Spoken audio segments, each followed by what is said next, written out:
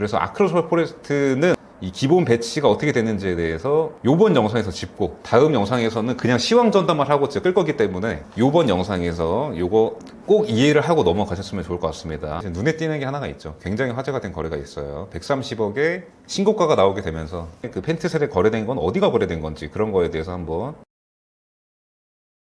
네, 안녕하십니까, 박태양입니다. 오늘은 아크로솔 포레스트 시황 전달 영상을 찍어 보려고 하고요. 제가 최근에 이 아크로솔 포레스트 입주 2년차를 맞아서 이 거래 행방이 좀 추이가 주목되고, 이 실제 좀 소유주분들이나 매수 희망자 이런 분들도 이거에 관심을 많이 갖고 있다. 이 아크로솔 포레스트 단지 자체가 좀 시장에 중요한 변곡점들의 이벤트가 있었던 좀 특별한 아파트라고 볼 수 있어요. 예를 들면 2017년 파리 대책이 나오면서 청약을 하고 또 미분양이 됐다가 또 2021년 이제 대폭등기 직전에 입주장을 해가지고 뭔가 전운이 감도는 입주장을 맞았었거든요. 그때 2020년 말 2021년 초에 그때 입주장을 하면서 2년 후를 이제 기약해야겠다. 결론적으로 뭐 세금 문제나 여러 가지. 그러니까 2017년에 아크로솔 포레스트가 분양을 하고 2020년에 입주를 하는 사이에 가격도 많이 올랐지만 규제도 엄청나게 생겨가지고 세금도 너무 과도해지고, 근데 양도세만 과도해진 게 아니라 보유세도 과도해져가지고 정말 고민이 많았어요. 이때 당시 진짜 그 종부세 때문에 나 이거 팔아야 된다, 못 가져간다, 이런 생각을 처음에 많이들 하시다가 입주장 초반에 입주장 끝날 때쯤에는 안 되겠다, 이거 아무리 생각해도 이거 조금 당장 파는 거는 답이 아닌 것 같아. 그래서 일반적으로 좀 그런 선택들을 많이 하신 것 같아요. 근데 또 제가 시장에 중요한 변곡점들의 이벤트가 있다고 그랬는데, 또 지금 입주 2년 차가 이제 2022년 11월부터 시작이 된다고 볼 수 있거든요. 근데 지금 어떤 상황이죠? 여러분들 다 알고 있는 것처럼 역대급으로 거래가 없다.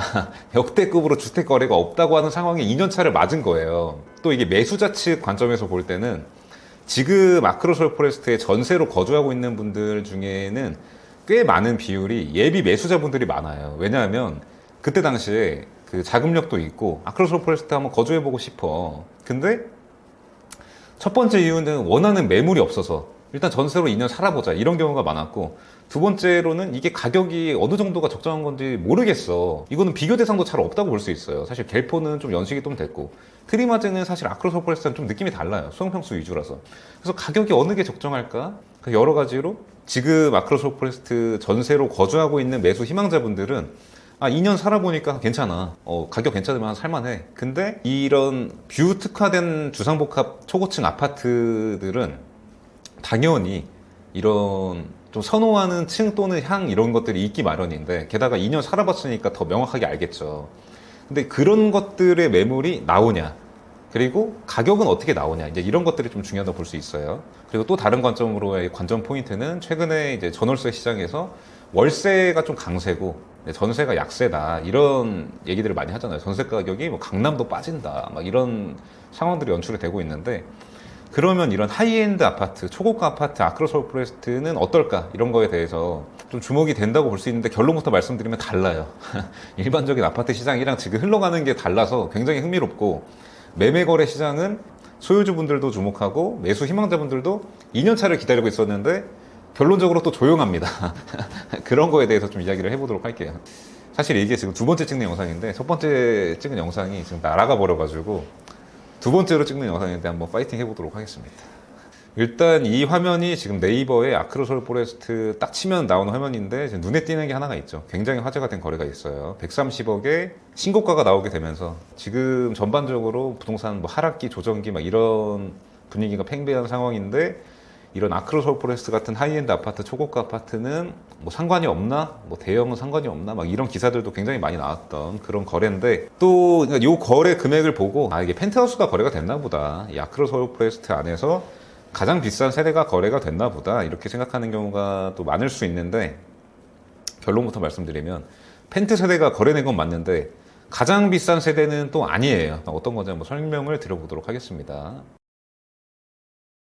제가 아크로솔 포레스트 얘기를 할 때마다 이 언급을 드리는 게 있는데, 이게 어쩔 수 없이 이런 고층 주상복합 뷰 특화된 아파트는 배치가 중요할 수밖에 없어요. 그리고 매수 희망자분들도 이거를 모르고서는 제대로 사기가 어려울 수가 있는데, 그래서 아크로솔 포레스트는 이 기본 배치가 어떻게 되는지에 대해서 요번 영상에서 짚고 다음 영상에서는 그냥 시황 전담만 하고 끌 거기 때문에 요번 영상에서 요거 꼭 이해를 하고 넘어가셨으면 좋을 것 같습니다. 앞으로 이 아크로솔 포레스트 입주 2년차 아마 뭐 내년 한 3월 정도까지가 이제 그 재작년에 입주했던 그런 입주 2년차 관련 매물들 그런 거래들이 이뤄진다고 볼 수 있을 텐데 이제 그때까지 좀 시황 전달을 드릴 거예요. 그러면 아크로솔 포레스트가 어떻게 되는지 그리고 최근에 그 펜트 세대 거래된 건 어디가 거래된 건지 그런 거에 대해서 한번 그 여러분들도 유추할 수 있도록 기본 정보를 좀 드려보도록 하겠습니다. 일단 아크로솔 포레스트는 이렇게 두 개의 동으로 이루어져 있는 아파트인데 특이하게 이 앞에 있는 동이 B동이고 뒤에 있는 동이 A동이에요. 그러니까 이 앞에 있는 동이 한강변이랑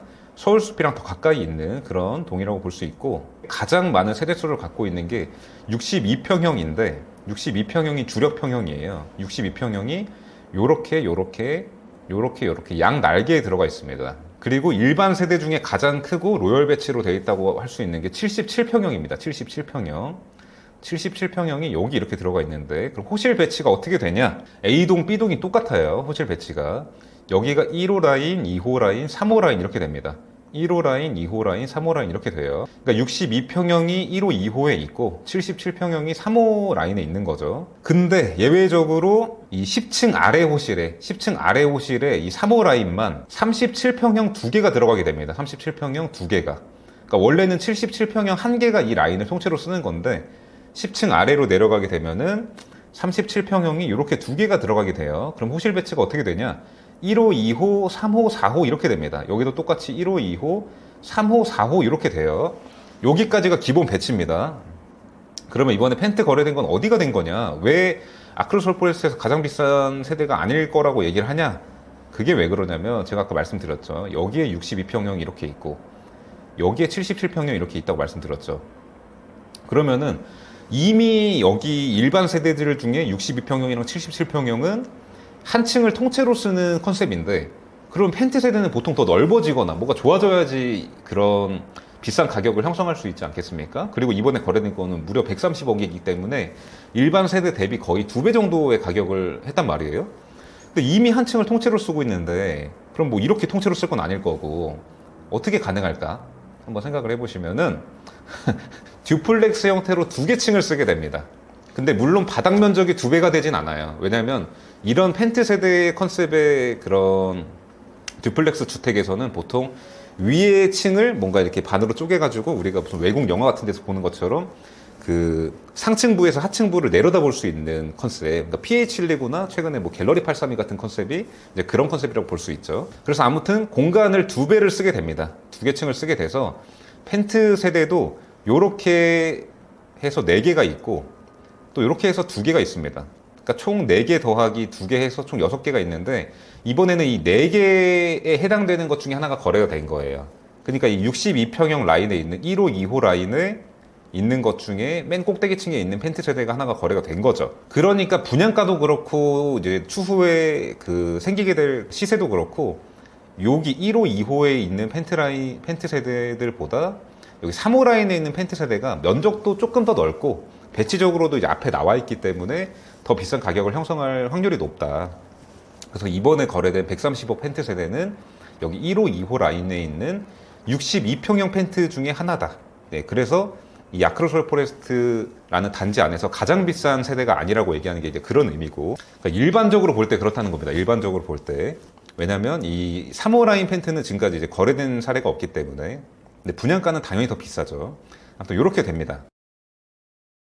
네, 이렇게 해서 앞으로 이제 본격적으로 아크로솔 포레스트의 입주 2년 차의 거래 행방이 어떻게 될까 시황 전달을 해드리기 전에 꼭 아셔야 되는 내용, 그러니까 기본적인 단지 배치에 대해서 좀 말씀을 드렸고, 그러니까 요거를 모르면 이제 제가 드리는 설명을 좀 그 이해하기가 어렵고 좀 재미도 없기 때문에 말씀을 드려봤고, 앞으로의 한 내년 뭐 3월, 4월 정도까지 아크로솔 포레스트의 이제 2년 차 거래가 이렇게 진행이 될 텐데, 미래 매수자분들이나 이 시장 상황이 궁금한 분들, 그러니까 이 아크로솔 포레스트가 유난히 입성을 꿈꾸는 이런 미래의 매수자분들 있잖아요. 미래의 매수자. 그러니까 이런 분들이 많더라고요.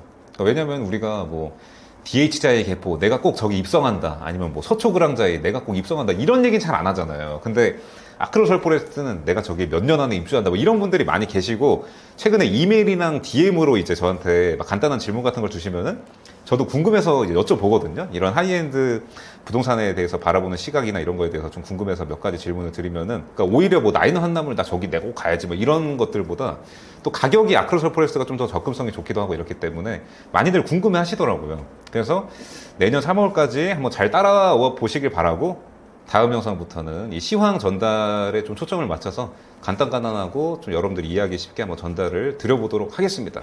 긴 영상 보시느라 수고 많으셨습니다. 감사합니다.